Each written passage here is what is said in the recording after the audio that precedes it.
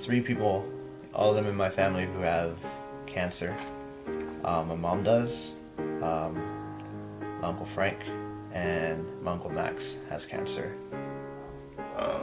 Whenever I think of cancer, I just think of, because my mom used to have cancer.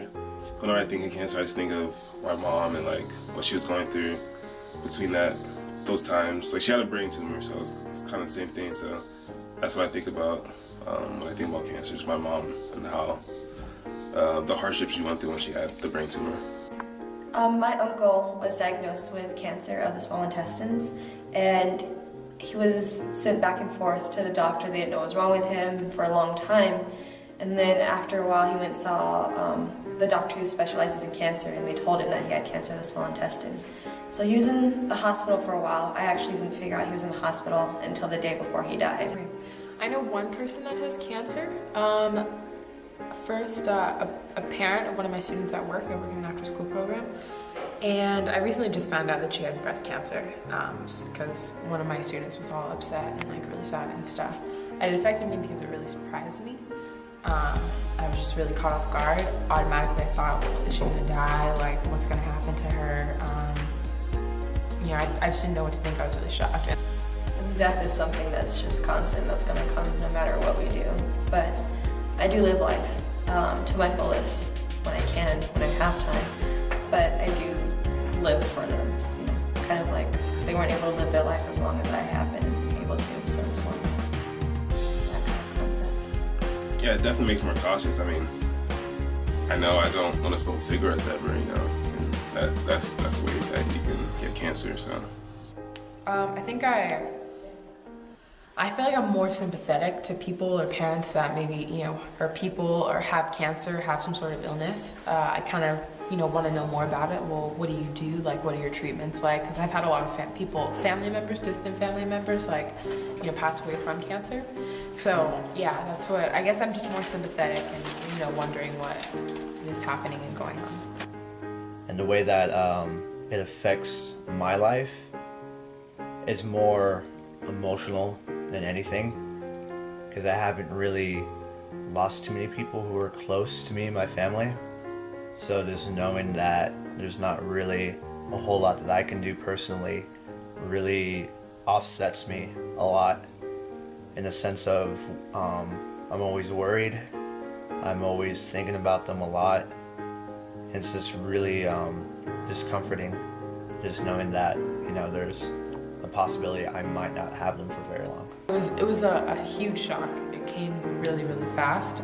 My Uncle Max has prostate cancer, my mom has skin cancer, and my Uncle Rudy, he has, I don't know what specific type of cancer it is, but I know he's had tumors on his liver and on his kidneys before, and they've had to surgically remove those before. Lung cancer, brain cancer, throat cancer. I don't know, there's a lot of cancers. I know he's not suffering anymore, so that's one thing I can take comfort in, is that he's not really suffering anymore, and writing to him, kind of talking to him if I miss him. Lately, I've just been trying to keep myself busy, trying to keep myself just constantly doing things to not think about it so much. I don't know if you would consider that healthy or not, but that's just the way I'm used to coping with stuff like that. Well, I'm Aiden, and I'm gonna tell you how my mom, grandpa, and grandma have got affected, and it's affected my life by them getting cancer. And I don't know how they got cancer, but they did, and it when my dad I can't do this. When my mom when she got breast cancer, I didn't know. I wasn't even born yet, but I was lucky to be born when she was done with cancer. She had to go through being brave and having no hair.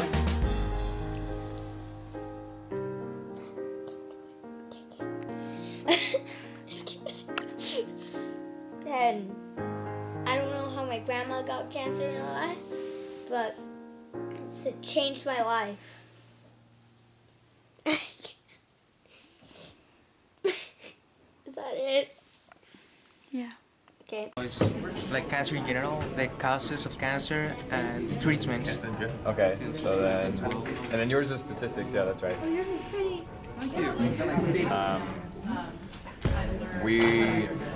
We're doing kind of like statistics and promoting cancer awareness, and like what causes cancer, and then some of the cures behind cancer, and some of the like stem cell research, some of the most like current cures, and like what are these scientific advancements, kind of like why this is important and why we need it, and you know it adds you know facts behind you know a lot of emotions that are going on with like the film and different things like that. I know that it kills a lot of people each year, and that once you get it, you can choose to go through chemotherapy, and that you lose your hair from it, from chemotherapy. So.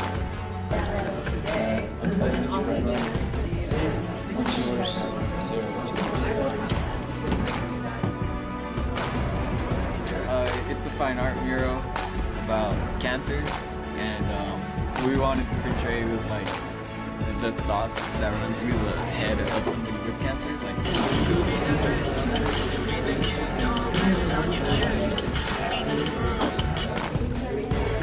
talking to doctors, and we took a lot of memorable photos that represented hope, just like City of Hope. And yeah, it was a really great experience. We learned a lot of things.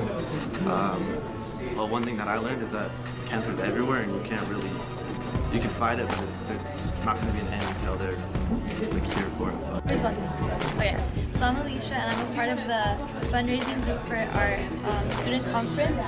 And our goal of the group is to sell cookies, baked goods that are store-bought, and accept donations, as well as sell cancer bracelets outside of the conference and at the conference to raise money and donate it to the American Cancer Society. We're hoping to raise at least $1,000 by the end of the project. We are also working on a website we will see all of our donations, everything we have gotten together.